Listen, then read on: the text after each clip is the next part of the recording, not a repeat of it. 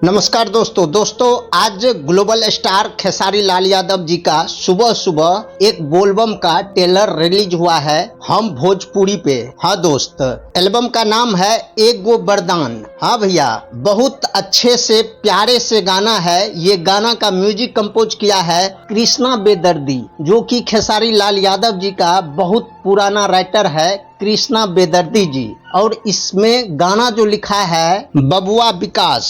हाँ भैया, इसमें डुएट जो की है बहुत अच्छे गायकी है। निशा पांडे जी ने डुएट सॉन्ग खेसारी लाल यादव जी के साथ में गाई है। बहुत प्यारा सॉन्ग है, बहुत मीठा सॉन्ग है। ये आप लोग एक बार जरूर ये गाना बोलबम का खेसारी लाल यादव जी का सुनिए और लाभ उठाइए। देखिए कितना अच्छे से कृष्णा बेदर्दी जी म्यूजिक कंपोज किया है और बबुआ विकास कितना प्यारा सा सॉन्ग लिख के दिया है खेसारी लाल यादव जी को। अगर आप लोग को ये वीडियो अच्छा लगे तो लाइक कीजिएगा, कमेंट कर